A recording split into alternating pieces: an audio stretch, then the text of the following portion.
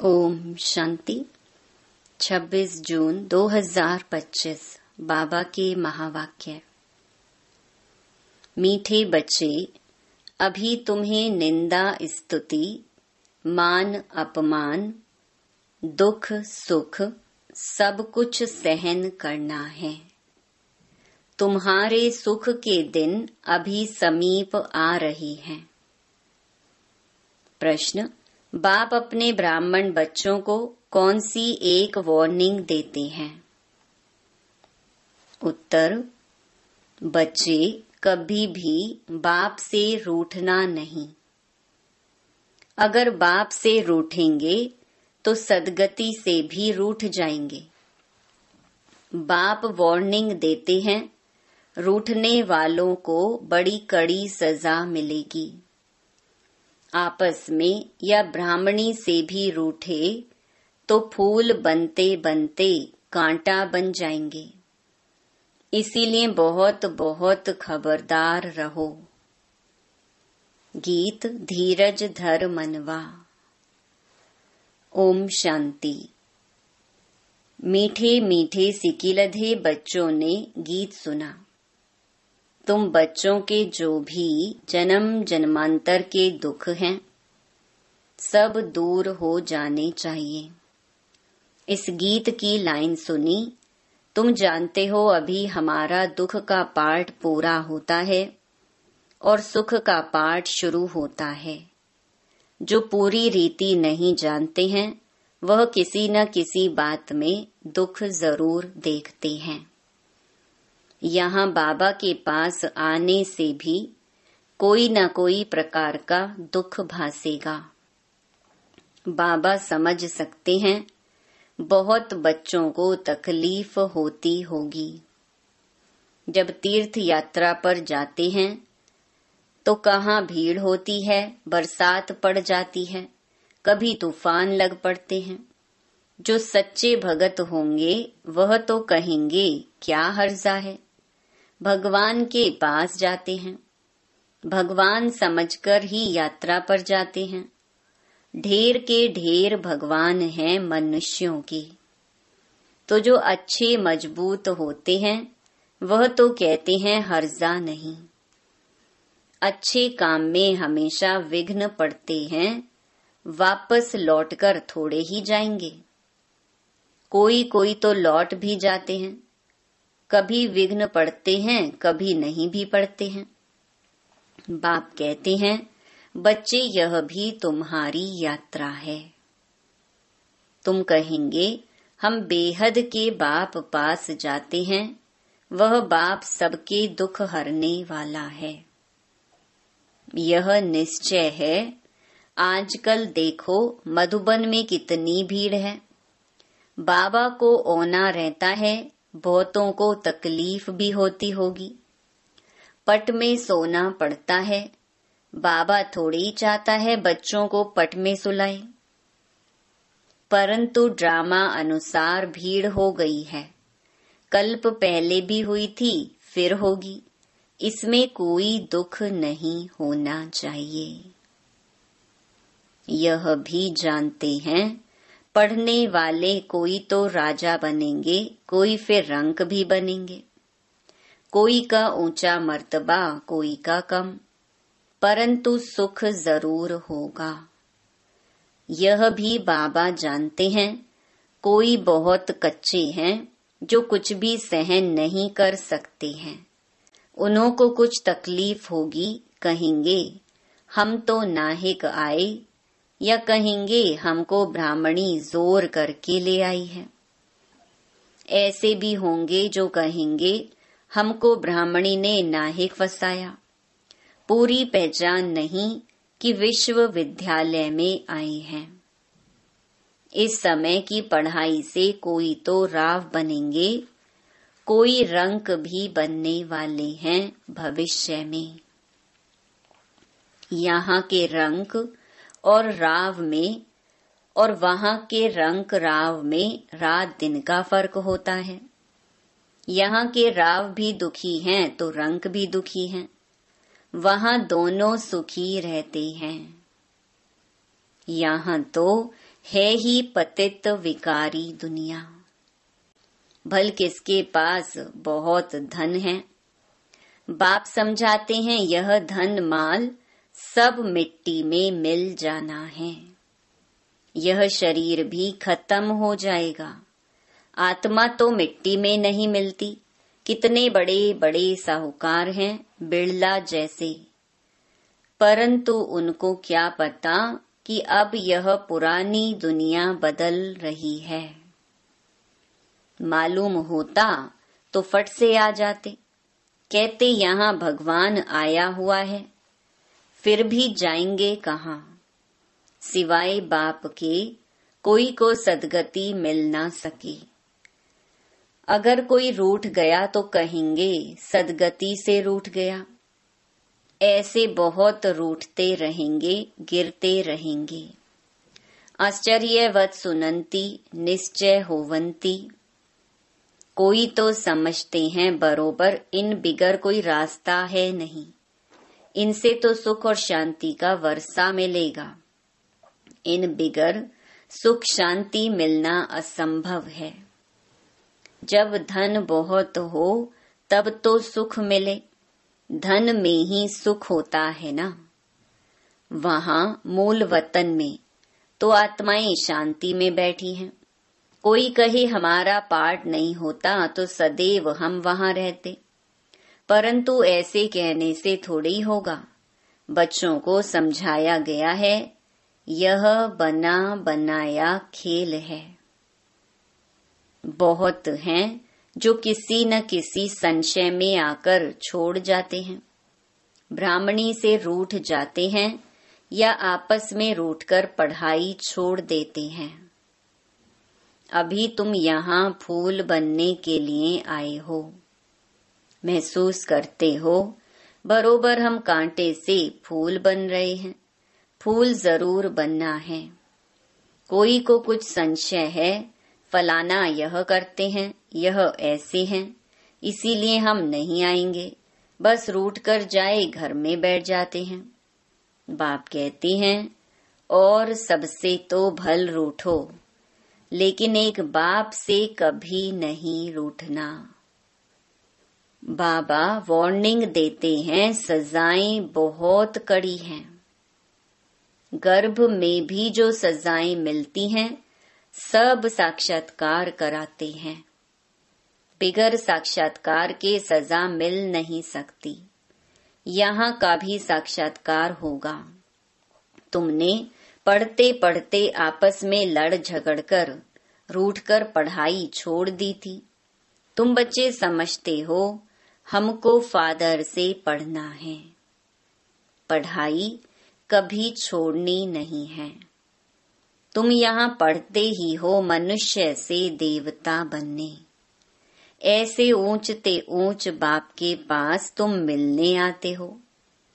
कभी जास्ती आ जाते हैं, ड्रामा अनुसार कुछ तकलीफ हो पड़ती है। बच्चों को अनेक तूफान आते हैं। फलानी चीज ना मिली, यह नहीं मिला, यह तो कुछ भी नहीं है। जब मौत का समय आएगा तो अज्ञानी मनुष्य कहेंगे हमने क्या गुनाह किया है, नाहिक जो हमें मारते हैं। उस पिछाड़ी के पाठ को ही कहा जाता है खूने नाहिक पाठ। अचानक बॉम्ब्स गिरेंगे, ढेर के ढेर मरेंगे, यह खूने नाहिक हुआ ना। अज्ञानी मनुष्य ऐसे चिल्लाएंगे। तुम बच्चे तो बहुत खुश होते हो, क्योंकि तुम जानते हो इस दुनिया का विनाश होना ही है। अनेक धर्मों का विनाश ना हो तो एक सत्य धर्म की स्थापना कैसे होगी। सतयुग में एक आदि सनातन देवी देवता धर्म था। किसको क्या पता सतयुग आदि में क्या था। यह है पुरुषोत्तम संगम युग। बाप आए ही हैं सबको पुरुषोत्तम बनाने। सबका बाप है ना। ड्रामा को तो तुम जान गए हो। सब तो सतयुग में नहीं आएंगे, इतनी करोड़ों आत्माएं सतयुग में थोड़े ही आएंगी। यह हैं डिटेल की बातें। बहुत बच्चियां हैं जो कुछ भी समझती नहीं, भक्ति मार्ग के हिरे हुए हैं, ज्ञान बुद्धि में बैठ ना सके, भक्ति की आदत पड़ी हुई है। कहते हैं भगवान क्या नहीं कर सकता, मरे हुए को जिंदा कर सकते हैं। बाबा के पास आते हैं, कहते हैं फलाने मनुष्य ने मरे हुए को जगाया, तो क्या भगवान नहीं कर सकता है? कोई ने अच्छा काम किया तो बस उसकी महिमा करने लग पड़ते हैं, फिर उनके हजारों फॉलोअर्स बन जाएंगे। तुम्हारे पास तो बहुत थोड़े आते हैं। भगवान पढ़ाते हैं, फिर इतने थोड़े क्यों? ऐसे बहुत कहते हैं, अरे यहाँ तो मरना होता है, वहां तो कनरस है। बड़े भभके से बैठ गीता सुनाते हैं, भगत लोग सुनते हैं। यहाँ कनरस की बात नहीं। तुमको सिर्फ कहा जाता है बाप को याद करो। गीता में भी यह अक्षर हैं, मन मना भव। बाप को याद करो तो विकर्म विनाश होंगे। बाप कहते हैं, अच्छा ब्राह्मणी से व सेंटर से रूठ जाते हो, अच्छा यह तो काम करो और संग तोड़ अपने को आत्मा समझो। एक बाप को याद करो। बाप ही पतित पावन है, बस बाप को याद करते रहो, स्वदर्शन चक्र फिराते रहो। इतना याद किया तो भी स्वर्ग में जरूर आएंगे। स्वर्ग में ऊंच पद तो पुरुषार्थ के अनुसार ही मिलेगा। प्रजा बनानी पड़ी, नहीं तो राजाई किस पर करेंगे। जो बहुत मेहनत करते हैं ऊंच पद भी वही पाएंगे। ऊंच पद के लिए ही कितना माथा मारते हैं। पुरुषार्थ बिगर कोई रह नहीं सकता। तुम बच्चे जानते हो, ऊंच ते ऊंच पतित पावन बाप है। मनुष्य महिमा भल गाते हैं, परंतु अर्थ नहीं समझते हैं। भारत कितना साहूकार था। भारत है स्वर्ग, वंडर ऑफ वर्ल्ड। वह 7 वंडर्स माया के। सारे ड्रामा में ऊंच ते ऊंच है स्वर्ग, नीचे ते नीच है नरक। अभी तुम बाप के पास आए हो, जानते हो मीठा बाबा इतना ऊंच ते ऊंच ले जाते हैं। उनको कौन भूलेंगे। भल कहाँ भी बाहर जाओ, सिर्फ एक बात याद रखो, बाप को याद करो। बाप ही श्रीमत देते हैं, भगवानुवाच ना कि ब्रह्मा भगवानुवाच। बेहद का बाप बच्चों से पूछते हैं, बच्चे हम तुमको इतना साहूकार बनाकर गए, फिर तुम्हारी दुर्गति कैसे हुई? परंतु सुनते ऐसे हैं जैसे कुछ भी समझते नहीं। तो बच्चों को थोड़ी तकलीफ होती है, दुख सुख स्तुति निंदा भी सब सहन करना पड़ता है। यहाँ के मनुष्य देखो कैसे हैं। प्राइम मिनिस्टर को भी पत्थर मारने में देरी नहीं करते हैं। कहते हैं स्कूल के बच्चों का न्यू ब्लड है। बहुत महिमा करते हैं उनकी, समझते हैं यह फ्यूचर का न्यू ब्लड है। परंतु वही स्टूडेंट दुख देने वाले निकल पड़ते हैं। कॉलेजों को आग लगा देते हैं, एक दो को गाली देते रहते हैं। बाप समझाते हैं दुनिया का क्या हाल है। ड्रामा का एक्टर होकर भी ड्रामा के आदि मध्य अंत और मुख्य एक्टर्स आदि को नहीं जानते हैं तो उन्हें क्या कहें। बड़े ते बड़ा कौन है, उसकी बायोग्राफी तो जाननी चाहिए ना। कुछ भी नहीं जानते। ब्रह्मा विष्णु शंकर का क्या पार्ट है? धर्म स्थापकों का क्या पार्ट है? मनुष्य तो अंधश्रद्धा में आकर सबको प्रिसेप्टर कह देते हैं। गुरु तो वह जो सद्गति करता है। अब सर्व का सद्गति दाता तो एक ही परम पिता परमात्मा है। वह परम गुरु भी है, फिर नॉलेज भी देते हैं। तुम बच्चों को पढ़ाते भी हैं। उनका पार्ट ही वंडरफुल है। धर्म की स्थापना करते हैं और सभी धर्मों को खलास भी करते हैं। और तो सिर्फ धर्म स्थापन करते हैं। स्थापना और विनाश करने वाले को ही गुरु कहेंगे ना। बाप कहते हैं, मैं कालों का काल हूँ। एक धर्म की स्थापना और बाकी सभी धर्मों का विनाश हो जाएगा। अर्थात इस ज्ञान यज्ञ में स्वाहा हो जाएंगे। फिर ना कोई लड़ाई लगेगी, न यज्ञ रचा जाएगा। तुम सारे विश्व के आदि मध्य अंत को जानते हो। और तो सभी नेति नेति कहते हैं। तुम ऐसे थोड़े ही कहेंगे। बाप बिगर और कोई समझा ना सके। तो तुम बच्चों को बड़ी खुशी होनी चाहिए। परंतु माया का सामना ऐसा होता है जो याद ही मिटा देती है। तुम बच्चों को दुख सुख मान अपमान सहन करना है। यूं तो यहाँ कोई अपमान किया नहीं जाता। अगर कोई भी बात है तो बाप को रिपोर्ट करनी चाहिए। रिपोर्ट नहीं करते तो बड़ा पाप लगता है। बाप को सुनाने से झट उनको सावधानी मिलेगी। इस सर्जन से छिपाना नहीं चाहिए। बड़ा भारी सर्जन है। ज्ञान इंजेक्शन, इनको अंजन भी कहते हैं।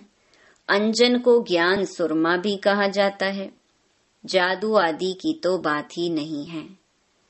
बाप कहते हैं, मैं आया हूँ तुमको पतित से पावन होने की युक्ति बताने। पवित्र नहीं बनेंगे तो धारणा भी नहीं होगी। इसी काम के कारण ही फिर पाप होते हैं। इन पर जीत पानी है।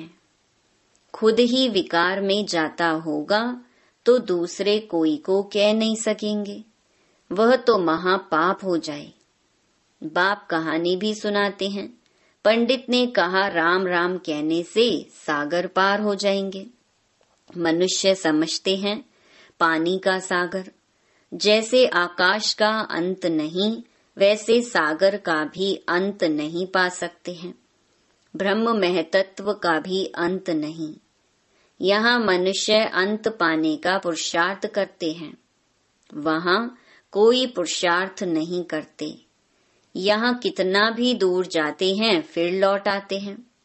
पेट्रोल ही नहीं होगा तो आएंगे कैसे? यह है साइंस वालों का अति अहंकार।